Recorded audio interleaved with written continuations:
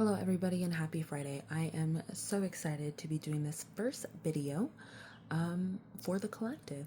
If you like what's in this video or if it resonates with you, please be sure to comment down below and then we'll go from there. All right, let's go ahead and jump into it. So first thing I want to say for you guys, in case you guys don't know, I do not use cards. There's no particular reason why I don't. I just find that they tend to get in the way. With that being said, sometimes I do refer to them, but for the most part, this is how I do my readings. I don't do it with cards or anything. All right. So first, here we go. Okay. So one of the first things that I saw is that there is some witch out here who's working hard. I believe she's new, but she's real powerful and she's figured out that she's real powerful. So she's out here doing shit left and right. She's out here doing curses. She's out here messing with other people's free wills. She's out here manifesting, but like forcing the manifestation. And as of recently, she got into it with somebody and she's about to start doing some workings. And every single time she tries to do workings, they're just not going through. They're not working. I know that sounds really redundant, but basically what you're getting, girls, you're getting a warning. Okay. It's not necessarily that this person that you're working with has a super duper strong spiritual team. No, you're getting a warning because it's not that you don't have a really strong spiritual team. You're just not connecting with them as much as you should. And you haven't grounded yourself. A lot of people don't realize this, but the universe's natural order is disorder, i.e. entropy. Okay. So if you are sitting here sending out spells, doing spells that don't have specifications around it, or you're sending out negativity towards someone else, what's going to happen is that stuff is going to come back to you, but it's going to come back to you in the most chaotic way possible. Trust me when I say you don't want that. So be careful, okay? Take it serious and take a step back. I don't care if you are a black witch, if you are a white witch, you do curses, you don't do curses. Whatever it is, I need you to go to someone who is more experienced in that to go get them to help you. Because right now you're setting yourself up for failure. The other thing that I'm seeing is grounding. I'm not sure who this is for. I don't know if it's for the same girl up here, but I'm hearing that grounding is super important. And just so that people know, in the spiritual, like when it comes to the spiritual community, everyone always talks about grounding, right? But I don't think they talk about how important grounding actually is in the process for it. A lot of people don't realize this, but for some people, grounding can take years. It's not just as simple as doing a meditation or anything like that. A lot of times grounding means unlearning things from the past, letting stuff go, having a certain level of forgiveness, maybe not for the people who hurt you, but at least for yourself. That's how you get grounded. And if you are not grounded and you're sitting here participating in shit like this person is up here, or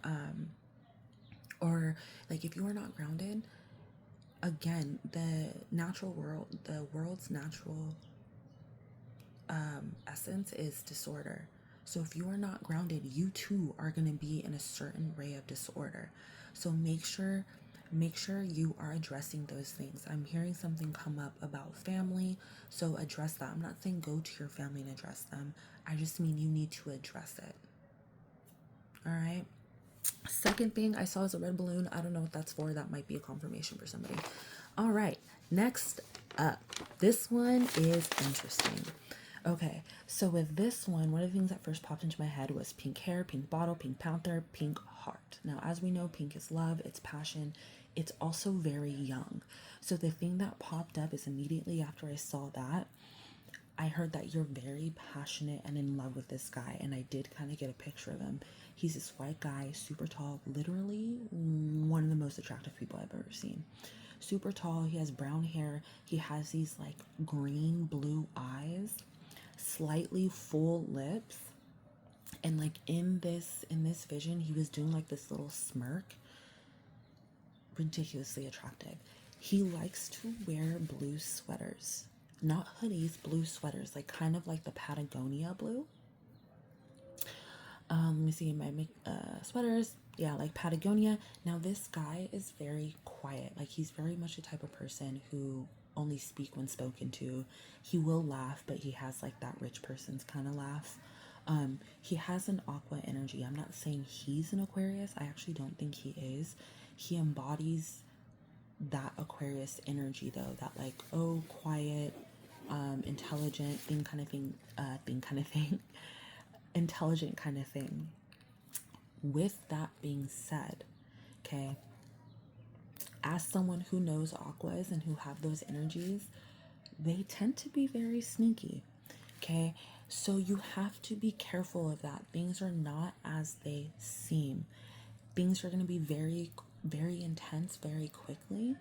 So you need to watch out for that. You need to make sure you're picking up on those red flags, warning flags, whatever it is, and make the decision accordingly. Because one of the things that came out afterwards, I crossed it out, but it kept coming back, was the Red Cross. As you know, Red Cross is aid. They go help people, and then I got abuse. So either you are currently with this person and this is what you're experiencing and you're looking for help, or you're talking to this person or trying to build a relationship with them. Be careful. I don't know what narcissistic tips are out there for you, but you might want to look at those to see if that's what you're dealing with. And maybe not even narcissistic, just abuse in general. Like if there's any tips for you to figure out what, if you're experiencing abuse, that might be a good thing for you to look into. All right. Next thing. Okay, I know I saw that. Hold on. Okay. Next thing that popped up was literally shit. I know. Shit, poop. And what popped up after that was this like really shitty, grungy house. Okay, it looked like it can be American Dream, right? With like the shiplap, it was all white. It did also have flowers in the front, but this house was so ugly feeling. Oh my gosh, like I wouldn't even want to walk past this house. Okay, so it had like a white grungy like outside. It had this chain linked fence. There was one of those kids playmate tricycles in the front yard along with a bunch of toys. Inside the house though, what I'm seeing is that there was like a low key there. How would you call it? I think it's kind of like a sunroom. There was like a sunroom and then you enter into the house. The thing though is that inside this house was so incredibly dark. For those of you who have astral projected or who have been in the astral realm, you know how sometimes it can get really dark in there. That's how dark this house was. But like what it kind of reminded me of was like the house that Jenny from Forrest Gump came from. It kind of reminded me of that same sadness, heaviness. Like there's a lot of sadness in this house. Like I don't know if it was abandoned per se, because it didn't look like it, but it didn't look like anybody lived there, at least no one with light. There was a girl who used to live in that house who went through something, and right now as I'm talking about it, I'm seeing like like blonde brownish curly hair. Think what's his name from Neighbors? Not Zac Efron, the other one, the one who likes to smoke. Think those kind of curly hair. That's what I'm kind of seeing here. Anyways, there was a baby girl who lived there. She's an adult now, but a baby girl who lived there, and she endured a lot. I just want you to know that it has been seen, and it is being currently dealt with. I don't know who these people are, but the other thing that I got after that was trafficking. So I don't know if that necessarily means that this girl was trafficked, or if they participated in trafficking, or if it was drugs or whatever it is. But this is essentially what I get. Whoever this is, I'm so sorry that you went through that. And I pray that you have a happy, loving life afterwards. All right, next thing. This one is for a mom. There was this, I want to say she was maybe like 9 or 10. She had like short hair that was in a bob. She's a kid. I also heard belittled, like she might have been belittled as like when she was younger, like a lot of stuff.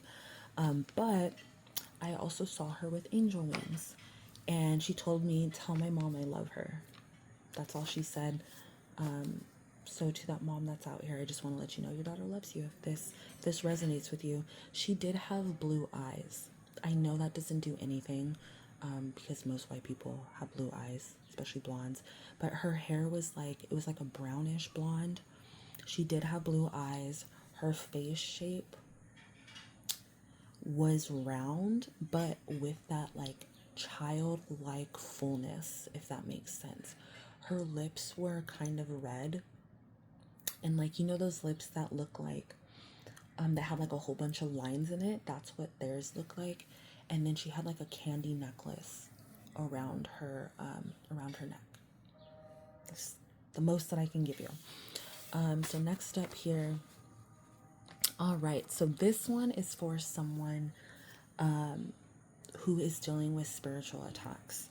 So there was a hit that was sent to you that partially landed. Okay, you felt it, you went to go get some help for it. After that happened, like the dust started to settle, you started to feel really great. There were certain blockages that stopped from you.